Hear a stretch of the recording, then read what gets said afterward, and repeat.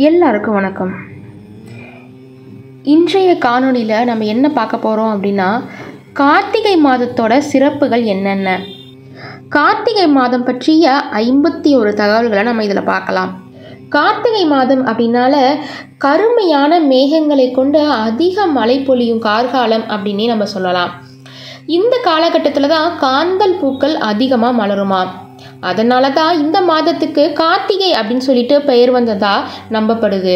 கார்த்திகை மாதத்தில் சிவலிங்கத்தை நெய்யினாலும் வில்வ இலைகள்னாலும் மறிக்கொழுந்தினாலும் அர்ச்சனை செய்து வந்தோம் அப்படின்னா குடும்பத்தில் மகிழ்ச்சி பொங்குமாம். ரிஷக ராசியில் சூரியன் சஞ்சரிக்கும் இந்த மாதத்தில் மனசேர்க்கை, உடல் சேர்க்கை, கர்ப்பதானம் ஆகிய 3லையும் எந்த பிரச்சனையும் வராதான். அதனால தான் இந்த கார்த்திகை மாதத்தை திருமண மாதம் அப்படின்னு சொல்லிட்டு சாஸ்திரம் சொல்லுது. கார்த்திகை மாதத்தில் நாள்தோறும் சூரிய உதயத்தின் போது நீராடுபவர்கள் சகல புண்ணிய தீர்த்தங்களிலும் நீராடிய புண்ணிய பலனை அடைவார்கள் அப்படின்னு சொல்லிட்டு நம்பப்படுது. விஷ்ணு பகவான கார்த்திகை மாதத்தில் புஷ்பங்களால் அர்ச்சித்து பூஜை செய்பவர்களுக்கு தேவர்களை அடைய அரிதான மோட்ச நிலை அடைவாங்க அப்படின்னு சொல்லிட்டு சொல்லப்படுது. கார்த்திகை மாதத்தில் விஷ்ணு பகவான துளசி இலையால் அர்ச்சனை செய்பவர்கள் பகவானுக்கு சமர்ப்பிக்கும் ஒவ்வொரு துளசி இலைகளுக்கும் ஒவ்வொரு அஸ்வமேத யாகம் செய்த பலனை அடைவாங்களாம். கார்த்திகை மாதத்தில் விளக்கு தானம் செய்கிறவங்க பிரம்மஹத்தி தோஷம் முதலான தோஷங்கள்லேருந்து விடுபடுறதாகவும் சொல்லப்படுது. கார்த்திகை மாதத்தில் மது மாமிசத்தெல்லாம் தவிர்த்துட்டு விரதம் அனுஷ்டிக்கிறவங்க சகல பாவத்திலேருந்தும் விடுபட்டு விஷ்ணு பாதத்தை அடைவாங்க அப்படின்னு சொல்லிட்டு சொல்கிறாங்க. அதோட மட்டும் இல்லாமல் கார்த்திகை மாதத்தில் மாமிசாகாரத்தை கைவிடாதவர்கள் புழு பூச்சிகளாக பிறவி எடுப்பாங்க அப்படின்னும் பத்ம புராணம் சொல்லுது. முருகப்பெருமானுக்கு 2 நட்சத்திரங்கள் உகந்தவை. அதில் ஒன்று விசாக நட்சத்திரம், மற்றொன்று கார்த்திகை நட்சத்திரம். வைகாசி மாதம் விசாக நட்சத்திரத்தன்னைக்கு பிறந்ததுனால விசாக நட்சத்திரம் முருகப்பெருமானுக்குரியது. அதுபோல சிவபெருமானின் நெற்றிக்கண்ணிலிருந்து தீப்பொறிகளாக தோன்றி சரவண பொய்கையில் குழந்தையாய் தவழ்ந்த முருகனை கார்த்திகை பெண்கள் எடுத்து வளர்த்ததால் கார்த்திகை முருகனுக்குரிய நட்சத்திரமாயிற்று. கார்த்திகை மாதங்களில் வரக்கூடிய திங்கட்கிழமைகளில் பௌர்ணமியோடு கூடி வரும் கார்த்திகை நட்சத்திரம் முருகப்பெருமானோட வழிபாட்டுக்கு சிறந்த நாள்னு சொல்கிறாங்க. கார்த்திகை தீபத் திருநாளன்று தீபங்கள் ஏற்றி முருகனை வழிபடுவது சிறந்தது. கார்த்திகை பௌர்ணமி அன்று பூமிக்கு மிக அருகில சந்திரன் வருகிறாரு. அன்றைய தினம் சிவசக்தி சமேதராய் பூமிக்கு மிக அருகே வந்து இறைவனும் இறைவியும் அருள்பாலிக்கின்றாங்க. கார்த்திகை மற்றும் திருவோணம் நட்சத்திரத்தில் நல்ல நட்சத்திர சக்தி தருவதால் இந்த நட்சத்திரம் வரும் நாட்களில் விரதங்கள் இருக்கணும் அப்படின்னு சொல்லிட்டு இந்து மதம் கூறுகிறது. கார்த்திகை மாதத்தில் ஆலயங்களில் தீபம் ஏற்றி வைக்கிறதும் இல்லத்தில் 2 வேளைகள்லையும் விளக்கேற்றுவதும் எல்லா மங்களங்களையும் தந்து வாழ்வை ஒளிமயமாக்குமாம். கார்த்திகை மாதத்தில் தினமும் விளக்கேற்ற இயலாதவங்க துவாதசி, சதுர்தசி, பௌர்ணமி ஆகிய 3 தினங்களில் மட்டுமாச்சும் கண்டிப்பாக தீபம் ஏற்றணும். கார்த்திகை மாதத்தோட தொடக்கத்திலையும் முடிவிலையும் 2 நாட்களில் கார்த்திகை நட்சத்திரம் வந்தது அப்படின்னா 2வதாக வரக்கூடிய நாட்களில் கொண்டாடுவது மரபு. கார்த்திகையில் முருகப்பெருமானுக்கு சந்தன அபிஷேகம் செய்து வழிபட்டால் குழந்தை பாக்கியம் கிடைக்கும். வெண்கலம் அல்லது வெள்ளி விளக்கில் நெய்யிட்டு தீப ஒளியுடன் வேதமறிந்த விற்பனருக்கு தானம் அளித்தால் இல்லத்தில் தடைப்பட்ட சுபகாரியங்கள் மகிழ்வுடன் நடைபெறும். கார்த்திகை முதல் நாளில் காவேரியில் நீராடினால் ஐப்பசி மாதத்தில் நீராடும் துலா ஸ்நான பலனை இந்த ஒரே நாளில் பெற்ற புண்ணியம் கிடைக்கும். கார்த்திகை பௌர்ணமி அன்று கிரிவலம் வருவது மிகவும் சிறப்பு வாய்ந்தது. கார்த்திகையில் கிரிவலம் வரும்போது மழை பெய்ய நேரிட்டால் அந்த மழையில் நனைந்தால் தேவர்களின் ஆசி கிட்டும். திருவண்ணாமலையை கார்த்திகை பௌர்ணமி அன்று தேவர்களும் ரிஷிகளும் முனிவர்களும் வலம் வந்திருக்கிறார்கள். இந்திரன், வருணன், வாயு, குபேரன், யமன் ஆகியோரும் வலம் வந்திருக்கிறார்கள். மகாவிஷ்ணு மகாலட்சுமியுடன் வலம் வந்திருப்பதாக புராணங்கள் கூறுகின்றன. கார்த்திகை மாதத்தில் ஏகாதசிக்கு அடுத்த நாள் துளசி தேவியை மகாவிஷ்ணு மணந்ததாக புராணம் சொல்கிறது. மகாவிஷ்ணு நெல்லி மரமாக தோன்றியவர் என்பதால் கார்த்திகை ஏகாதசி அன்று துளசி செடியுடன் நெல்லி மரத்தடியில் பூஜை செய்ய வேண்டும்.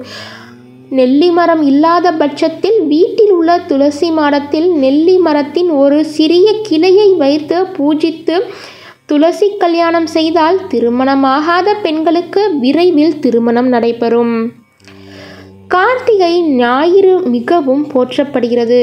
இதனால் யமவாதனை யமபயம் நீங்கும் என்று கூறுகிறார்கள். கார்த்திகை மாதத்தில் பௌர்ணமியும் கூடி வரும் கார்த்திகை நட்சத்திரத்தன்று முருகப்பெருமானை வழிபடுவது சிறந்தது.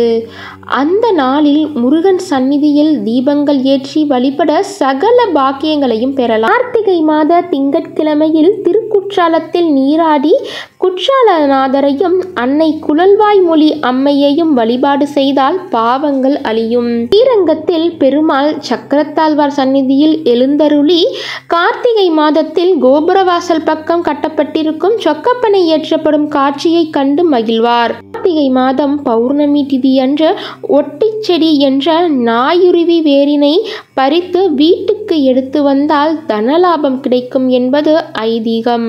கார்த்திகையில் சோமவார விரதம் இருப்பது பாவங்களை விரட்டும்.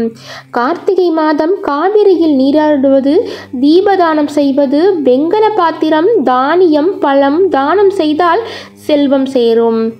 கார்த்திகை புராணங்களை கேட்டால் நோய் ஏழ்மை அகலும். கார்த்திகை மாதம் செய்யும் தானத்துக்கு 2 மடங்கு பலனுண்டு. கார்த்திகையில் அதிகாலையில் நீராடி கடவுளை வழிபட்டால் துன்பங்கள் விலகும்.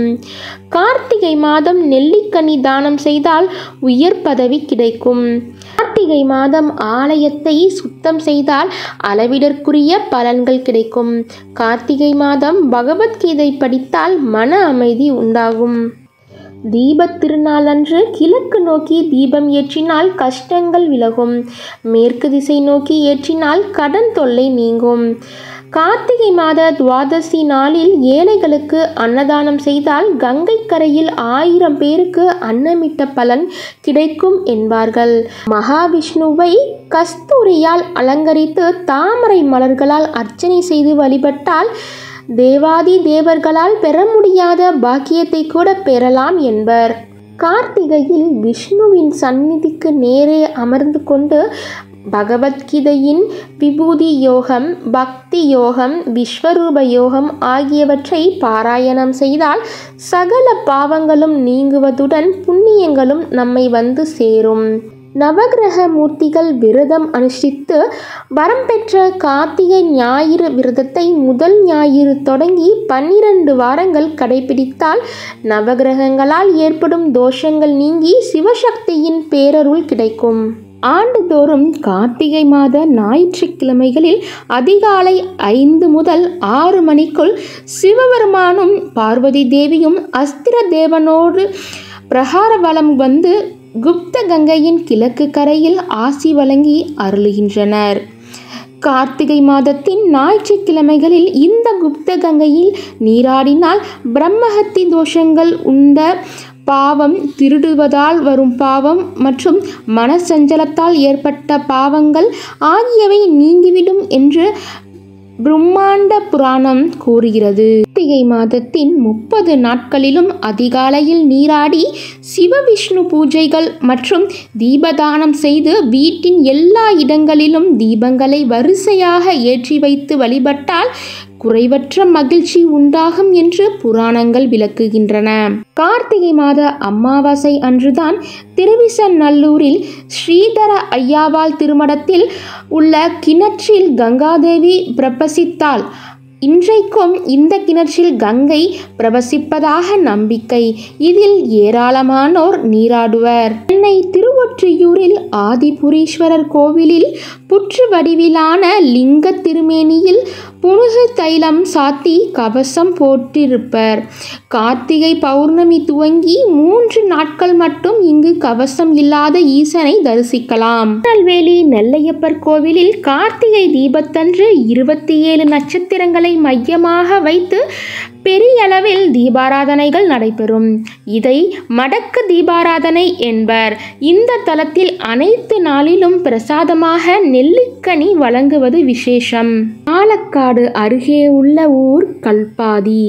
இங்குள்ள ஸ்ரீ விஸ்வநாத சுவாமி ஆலயத்தில் கார்த்திகை தேரோட்டம் விசேஷம். பூரி ஜெகநாத சுவாமி கோயில் தேரோட்ட வைபவத்தை அடுத்து இங்குதான் பெரியளவில் தேரோட்டம் நடைபெறுகிறதாம். இங்கே 6 சக்கரங்கள் பொருத்தப்பட்ட தேரினை யானைகள் இழுப்பது சிறப்பு. குருவாயூரப்பன் கோயிலில் கார்த்திகை மாத சுக்லபட்ச ஏகாதசியை ஒட்டி நடத்தப்படும் உற்சவம் தனி சிறப்பு வாய்ந்தது. அந்த நாளில் காசி, பத்ரி, சபரிகிரி ஆகிய திருத்தலங்களின் புண்ணிய தீர்த்தங்களின் மகிமையும் கங்கை, யமுனை உள்ளிட்ட நதிகளும் குருவாயூரில் ஒருங்கே கூடுவதாக ஐதீகம். கார்த்திகை மாதத்தில் பிறக்கக்கூடிய ஆண் குழந்தைகளுக்கு யக்ஞ புருஷன் என்றும், பெண் குழந்தைகளுக்கு லக்ஷ்மி என்றும் பெயர் வைக்கலாம். கார்த்திகை மாதம் ரமா ஏகாதசி மிகவும் சிறப்பான நாளாகும். ர என்றால் நெருப்பு, மா என்றால் தாய், அதாவது ஒளி பொருந்திய ஏகாதசி என்று பொருள். இன்று பெருமாள் கோவிலுக்கு சென்று நெய் தீபம் ஏற்றி 11 முறை வலம் வந்து வணங்கினால் தாயின் அன்பு போல் பெருமாளின் அருள் கடாட்சம் பெருகி வாழ்க்கையில் செல்வம், ஆரோக்கியம், மன நிம்மதி அதிகரிக்கும். கார்த்திகை மாதம் லக்ஷ்மி பிரபோதன தினத்தன்று மாலை லக்ஷ்மி பூஜை செய்வதன் மூலம் இழந்த செல்வத்தை மீண்டும் பெறலாம். கார்த்திகை மாதம் பஞ்சமி தினமானது நாகதோஷ நிவர்த்தி செய்ய உகந்த நாளாகும்.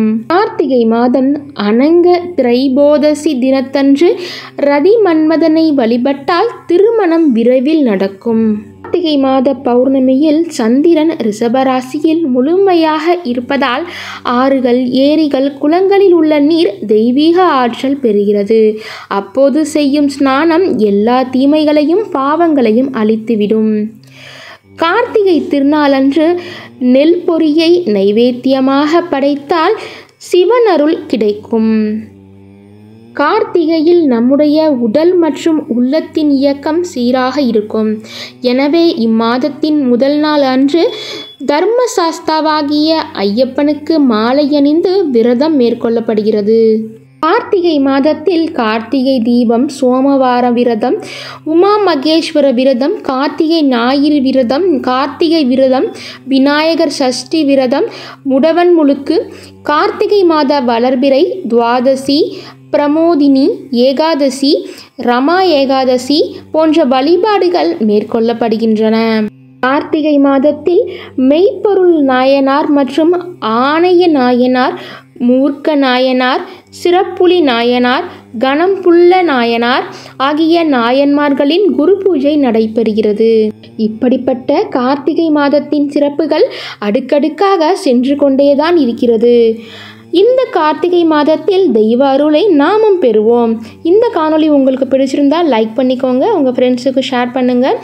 இதுவரைக்கும் நீங்கள் சேனலை சப்ஸ்கிரைப் பண்ணாமல் பார்த்தீங்க அப்படின்னா சப்ஸ்கிரைப் பண்ணுங்கள். நன்றி.